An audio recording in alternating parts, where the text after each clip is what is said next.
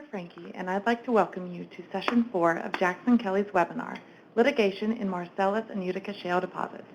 Before we get started, I'd like to take a moment to address some administrative issues. To ensure that we limit this presentation to no more than 30 minutes, questions will be answered at the end of the presentation. If you have questions, you may submit them at any time using the chat pane located at the bottom of your screen, or send them to marketing@jacksonkelly.com. If you have technical questions during the course of the webinar, again, you may use the chat pane or send an email to marketing@jacksonkelly.com. A web link with the recorded presentation will be sent to you in the next few days, along with a voluntary survey.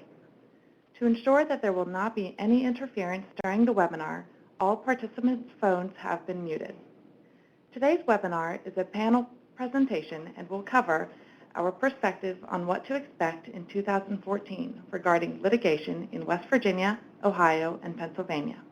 Presenting today, we have Roddy Steger, Tom Wilson, and Michael Leahy, all members of our oil and gas industry team. We will first hear from Roddy. Thank you. As Sarah mentioned, we're going to be discussing topics that we could expect to see in the upcoming 2014 calendar year. And I'm going to be focusing first on West Virginia. And the first two topics that I'm going to be covering are actually cases that I mentioned in the first webinar of this four-part series. The first of which is the TransEnergy versus EQT case. And for those who were present during the first presentation, that case arose from a 3,800-acre tract in Wetzel and Doddridge County. And the case arose from the 1892 lease that was executed between John Blackshear and South Penn Oil Company. In 1901 and 1902, South Penn entered into indentures with Carnegie and Hope, which purported to sever South Penn's gas rights from the oil rights in the Blackshear lease. And the crux of the case revolved around the fact that neither of those indentures were actually recorded. In the district court level and again before the Fourth Circuit, EQT pointed to several pieces of evidence in support of its claim that the oil and gas had been separated. It pointed to a 1927 letter. Specifically, it pointed to Exhibit B in the 1996 assignment that had been executed by TransEnergy's predecessors, which contained a reference in the column next to the Blackshear lease of oil. EQT also obtained an affidavit from the drafter of the 96 assignment, which basically suggested that only oil had been conveyed in that assignment. And EQT also argued that TransEnergy was not a bona fide purchaser, that it had not done sufficient due diligence, that there was legend and lore in that area regarding the severance of the oil from the gas in that lease, and that TransEnergy had noticed that EQT had operations on that tract. TransEnergy, on the other hand, pointed and reiterated that its title was unbroken and that it went back to 1892 and was recorded. And there was no mention of any in any of the recorded documents of any competing claim. It also asserted its due diligence was adequate, and that given the size and the nature of the land encompassed within this 3,800-acre tract, that it had no reason to know that EQT was operating on the property already. It was an interesting case. I think both sides did a good job of advocating on their own behalf. I have a link here provided to the Fourth Circuit argument if you have not had the opportunity to listen to it. If you do take, I think it's about 35 minutes to listen to the argument, the court really focused on the fact that TransEnergy's that TransEnergy had the unbroken chain of title. It seemed, they peppered EQT's counsel with questions about that, and it seemed fairly significant to the court. The opinion will be interesting. It will focus primarily on the sufficiency of notice and elements of bona fide purchaser status and the importance of recording. and I think we could expect to see that opinion come out in the next few months, and it'll be something to take a look at once it comes out. The second case that I spoke of in my first webinar was the Kane versus XTO Energy case, and that case arose from a surface owner of a 105-acre tract who wanted to prevent the lessee from drilling horizontal wells from his tract. The real issue arose from the 1907 severance deed, which reserved all of the oil and gas within and underlying that tract and all of the rights and privileges necessary for the mining and removal of that gas. And essentially what the surface owner argued is that the severance deed did not allow the lessee to use his surface to extract gas from other neighboring surfaces. It's a unique case in that the wells that were going to be drilled from this tract did not actually begin extracting anything until they had already passed into the neighboring tract. The circuit, or the district court, believed it was an interesting issue and one that was worthy of a certified question to the Supreme Court of Appeals of West Virginia, and she entered an order as such, but then withdrew the order, deciding that an additional discovery needed to be conducted. And ultimately, the parties reached a resolution and the case was dismissed in November of 2013. I cited this case because I think it's interesting, and it obviously was an issue that the district court found unresolved here in West Virginia.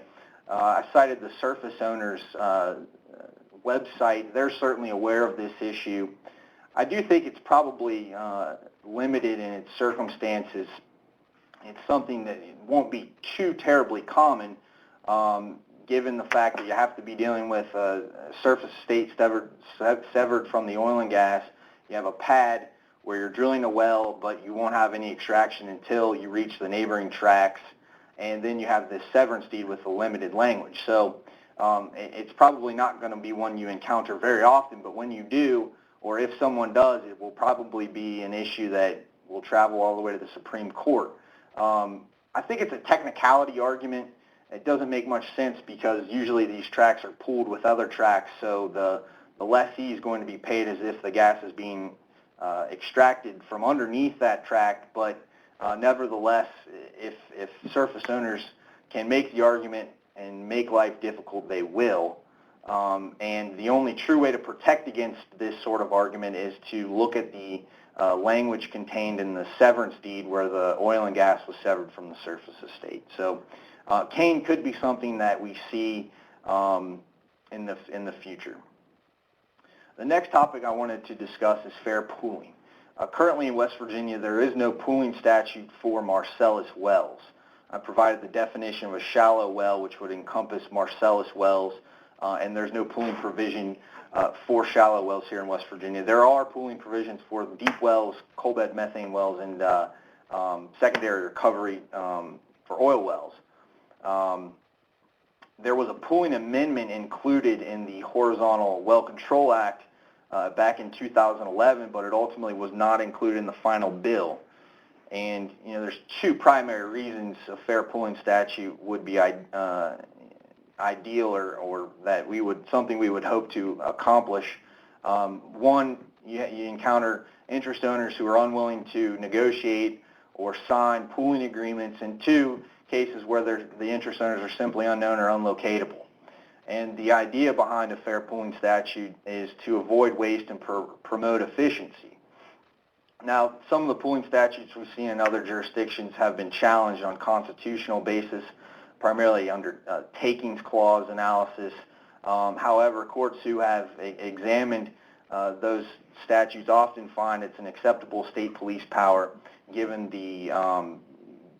that it promotes, avoiding waste and inefficiency. So fair pooling is something I believe will at least be discussed in West Virginia this year, and we'll see if it's something that is actually tossed up to the legislature. Air pollution is nothing new, but it is something I think there's been more mention of recently. I cited the Office of Oil and Gas report from June 28, 2013. This was done pursuant to some of the studies that were required under the Horizontal Well Control Act. Basically, the Office of Oil and Gas stated that they've completed some air studies and that at this point no additional legislative rules are necessary, but that they'll continue to analyze the data and continue to consider it. In October of 2013, the Division of Air Quality actually did issue a new permit, and with regard to the specifics, I would defer to some of our environmental folks who deal with these things on a daily basis, but it is a new permit that was issued, and it is directed at regulating pollutants from oil and gas production facilities located at the well site. And then finally, I have a slide here referencing benzene, and benzene seems to be the buzzword of the VOCs that have been thrown around recently. I cited an article here from Wheeling where the Ohio County Health Department actually had done some testing and found some elevated levels. Ultimately, it looks like the head of the Ohio County Health Department is putting together a website which he says will be a tool for individuals to report non-identifiable data on specific health concerns and problems. You know, benzene is something that has been discussed, but I just saw it as something that seems to be popping up again and with more frequency, so that's something to stay tuned to as well. And then finally, most recently, there was an article regarding the same tests that were run by the Office of Oil and Gas on well sites, and the article suggested that these inspections and tests by the DEP did not consider the mud and drill cuttings from the horizontal portions of the wells. There's some concerns about radioactivity and the handling and disposal of these wastes, and the article suggests that additional testing should be done to include these materials. Now, this article was released on January 6th of 2014, so here this week. I think timing is everything. It's probably not a coincidence that the legislative session began yesterday on the 8th, and you know, we'll see if that triggers any flags for the legislature. Actions regarding, you know, these testings would probably impact disposal and would probably be focused more on the disposal done at landfills. So with that, those are the items that I think we could see here in the immediate future in 2014 in West Virginia. And I will now turn it over to Tom Wilson, who will be addressing issues in Ohio. Thank you, Roddy. Again, my name is Tom Wilson, and we'll be covering the Ohio update. My previous presentation, I think, was December 12th, and we haven't had a lot of movement, of course, since then with the holidays and whatnot. No new pressing cases or legislation to really talk to you about. Of course, our biggest issue right now in Ohio is the Ohio Dormant Minerals Act. I think I spent about 25 minutes of my presentation out of 30 on that last time, and if you'd like to get a more detailed analysis of that act and the cases affecting it, feel free to look up that presentation, or we can send the slides to you. But in a nutshell, the main problem we have is that we have two Dormant Mineral Acts, one from 1989 and then one from 2006, and we have to deal with how they work together, if at all. And also, the way they work is that there's a 20-year look-back period, and with the 1989 Act, there's questions about when does that 20 years begin, at what point do you look back. There's also questions about, because within the look-back period, that 20 years, we want to see if there are no savings events, in other words, events that would prevent the oil and gas to merge back into the surface. So another question is, what exactly is a savings event, which includes a title transaction, and then as you drill down, you know, what is a title transaction? A lot of these things that you would think would be pretty straightforward aren't, and we also have the problem where the 2006 Act gave no guidance as far as how to apply it with or how it interacts with the 1989 Act. Again, we had more information in our previous presentation, but in a nutshell, what you have is trial courts at the county level, Court of Common Pleas, are issuing their own opinions, and for the most part they conflict either completely or maybe on the nuances, but we have kind of a patchwork quilt across the counties that are producing, the Utica County, so to speak, in southeast Ohio, and then up towards the northeast part of the state. And we have all these trial courts that are coming out with different decisions.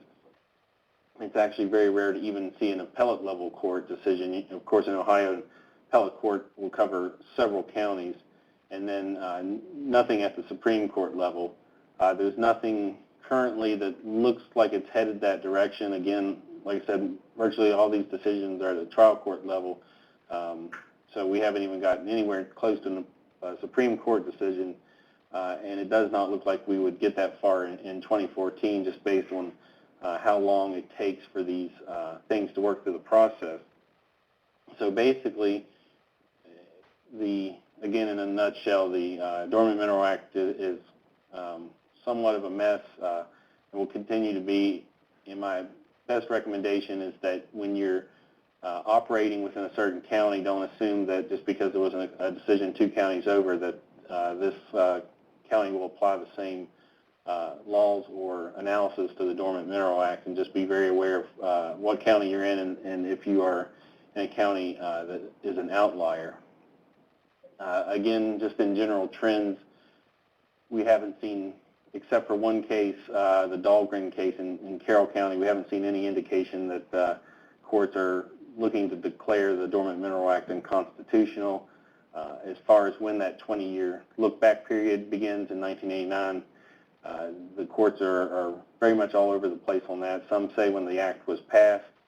Some say 3 years after the act was passed, once the grace period expires. And then some say there's a floating 20-year look-back anytime from 1989 up through 2006, even though that seems to be more of the minority position. So again, the Dormant Mineral Act is out there, and there's no clear approach either from the courts, and no indication that the legislature intends to address it anytime soon. Also, another big issue, which when we get to Pennsylvania, not to steal any of Mike Leahy's thunder, but I'm sure he's going to have plenty to say about this, but municipalities' right to regulate oil and gas exploration and production. We talked about this in the previous presentation, but there's a case that came out of Summit County, State XRL Morrison v. Beck Energy, and there's another Beck Energy case out there, but just for simplicity's sake, I'll refer to this as the Beck Energy case. And what happened there was a well, an oil and gas well drilled within the city limits of Monroe Falls, and Monroe Falls came along and said, well, you need to follow our zoning ordinances. We have other ordinances that you're going to have to follow, and they basically tried to regulate the oil and gas well out of existence. So Beck Energy objected. The trial court sided with the city and said that the ordinances control and that Beck Energy couldn't drill their well. Then it actually went up to the appellate court. They decided with Beck Energy that the ordinances, to the extent they conflict with the Ohio Department of Natural Resources statutory authority, that to the extent the ordinances conflicted with that, that they were basically considered null and void, and that the ODNR had exclusive power to regulate oil and gas exploration and production. The only statutes that survived, ordinances that survived were the ones that regulated the use of roads and the upkeep of roads, because there is a special exception for that. But otherwise, basically, they said, no, the municipalities cannot regulate oil and gas. It's done at the state level through the ODNR. And again, this has gone up to the Supreme Court this summer. They haven't come down with a decision yet, but we at least get every indication, or following the trends, we do believe that the ODNR will win this, and that the municipalities will not be able to regulate oil and gas. But again, it's never a sure thing, and we're all eagerly awaiting that decision. One last point is just to remind you that the severance taxes out there, the new frac tax, HB 375, and that they actually had a hearing on this yesterday where several members of the industry spoke up and spoke in favor of this tax. This has been proposed by the House Republicans. It's a much cut down version of what the governor had previously proposed. The governor does not endorse this bill. A lot of the Democrats in the House do not endorse this bill. So basically we have this bill that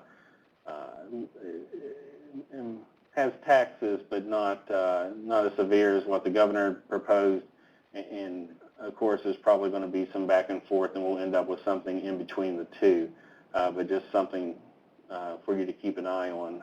Like I say, the industry does support it. I think at this point they realize there will be taxes, and they're just trying to make sure that it's done in a way that's in their best interest. That's all I have. I'm going to turn it over to Mike Leahy to cover Pennsylvania.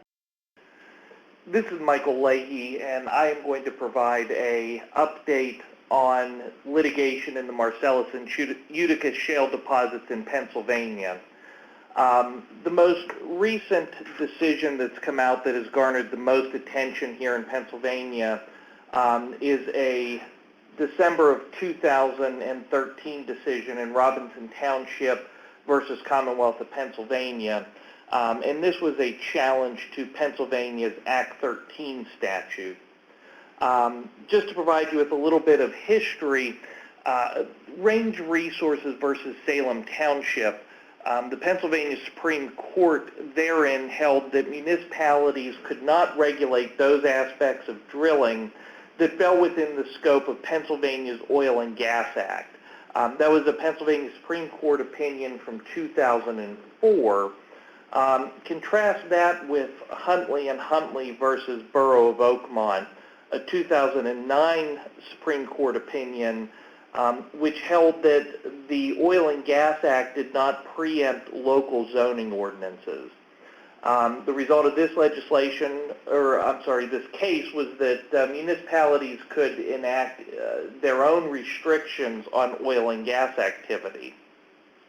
The legislative fix to this, when you contrast those two cases, was what resulted with Act 13. The stated purpose of Act 13 was to permit optimal development of oil and gas resources of this Commonwealth, while at the same time protecting natural resources, environmental rights, and values secured by the Constitution of Pennsylvania. Specifically, Act 13 required that zoning ordinances allow wells, pipelines, and impoundments with certain restrictions. Those setback requirements we'll talk about in a little bit, but these setback requirements and other restrictions essentially have accomplished much of what some municipalities have intended in terms of zoning, in that they require almost 2 acres worth of land before an oil or gas well could be drilled based on the setbacks of various types of properties. Act 13 also requires that zoning ordinances allow pipeline compressor stations and natural gas processing plants in areas zoned as either industrial or agricultural, and prohibit the disparate treatment of oil and gas companies and operations from other companies and operations ongoing within a particular municipality. In the opinion in Robinson Township versus Commonwealth, the lead opinion was 162 pages and was authored by Chief Justice Castile. And this opinion really creates more questions than it provides answers. Ultimately, the opinion held that Act 13 violated the Pennsylvania Constitution's Environmental Rights Amendment. The Environmental Rights Amendment is a unique constitutional amendment in Pennsylvania. And ultimately, I believe the court chose to decide this case on the environmental rights amendment because the position taken by the municipalities was that there was a constitutional right for them to challenge zoning ordinances. It's long been held that zoning is a component of the state government, and essentially it has been the state that has given those powers to the municipalities. Therefore, what the state gives, the state can take away. And so the Supreme Court really had to go out and find another reason to allow the municipalities to challenge the constitutionality of Act 13. The Environmental Rights Amendment provides the citizens of Pennsylvania a right to clear air, pure water, and to the preservation of natural, scenic, historic, and aesthetic values of the environment. Along with several problematic aspects of this opinion, the plurality opinion found that the development of natural gas industry in the Commonwealth unquestionably has and will have a lasting and undeniably detrimental impact on the quality of core aspects of Pennsylvania's environment. The court went on to state, by any responsible account, the exploitation of the Marcellus Shale formation will produce a detrimental effect on the environment, the people, their children, and future generations, and potentially on the public purse, potentially rivaling the environmental effects of coal extraction. I think we would be kidding ourselves if we did not expect to see this very language in briefs filed by plaintiffs in environmental actions, surface damage cases, right-of-way cases, personal injury cases. I think that this type of very conclusory language, which really is not based in science at all, is going to become very problematic for the industry, because essentially at this point the Supreme Court of Pennsylvania has acknowledged that oil and gas extraction has detrimental effects on the environment and on public health. Justice Eakin issued a dissenting opinion, and Justice Eakin is famous for his opinion, wherein he wrote an entire dissent to the tune of Mr. Ed. Justice Eakin, although he likes to intersperse comedy in his opinions, he issued a very well-reasoned dissent in this case, and I believe has picked up on many of the problematic aspects of the majority's opinion. Justice Eakin recognized the drastic impact local regulation will have on the industry.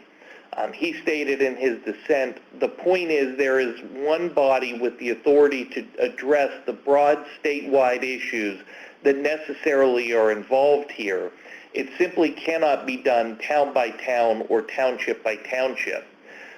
He went on to state that this is not going to just impact drilling, and in fact he believes, as I would tend to agree, that this opinion is going to have more of an impact on aspects of the industry, such as midstream piping.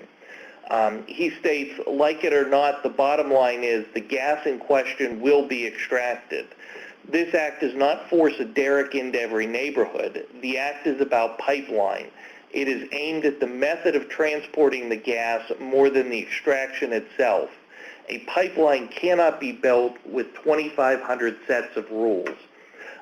While it's certainly going to be problematic for the oil and gas exploration component of this to have different regulations and zoning restrictions that govern derricks in different municipalities, it's going to be even more difficult to run a pipeline that's going to traverse multiple jurisdictions when each of those jurisdictions may treat that pipeline differently.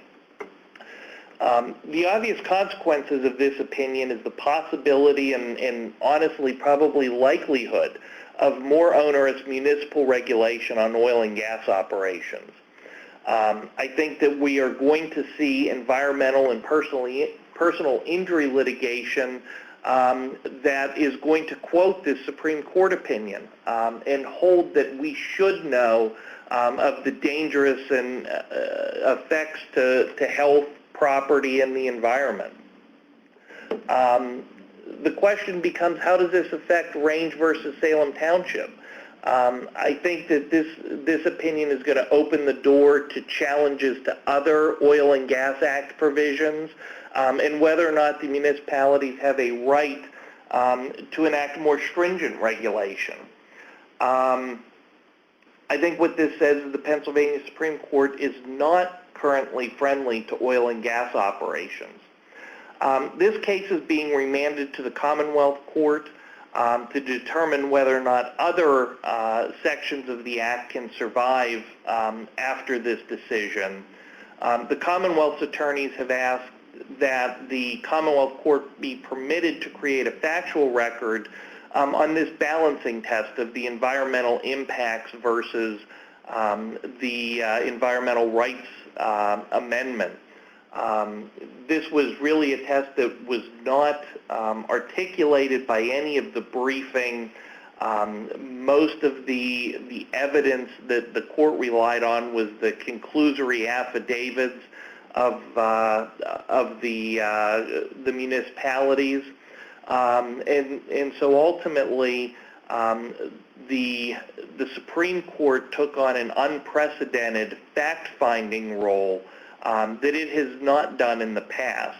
I also know that currently the Corbett administration is looking to also have a rehearing on this matter. At least as of this point, no decision on that's been made. In the brief time we have left, I also wanted to discuss a few aspects of pooling. Pennsylvania's pooling statute was enacted in 1961 and applies only to wells that penetrate the Onondaga or are bottomed at least 3,800 feet, whichever is deeper.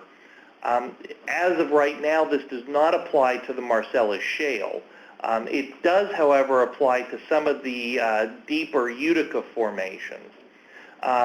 Recently, the Pennsylvania Environmental Hearing Board decided that it does not have original jurisdiction to approve applications for pooling within the Utica, but rather the Pennsylvania Department of Environmental Protection must first decide whether a drilling company can pool the Utica shale properties.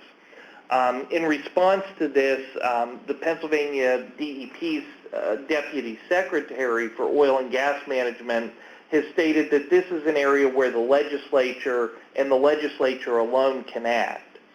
I think that in 2014, we are going to see some additional cases and hearing board decisions that deal with pooling, and we may very well see the legislature move to expand the pooling statute to include the Marcellus Shale. I think that's going to be something that, again, based on how the Robinson Township case ultimately comes down, is going to have an effect on all the legislation within the oil and gas arena. So I think that 2014 should be a very active time in Pennsylvania for both legislation and cases. To the extent that anyone has questions about how they can navigate these somewhat uncertain times, please feel free to contact us, and we will do our best to help you navigate through some uncharted territory here. Again, thank you all for listening, and look forward to working with you in the future. Thanks. Thank you all for participating. This concludes our 4-part series on case law updates. As a reminder, all of our presentations are available on our website, along with contact information for each of our attorneys. We hope you'll join us again in the future.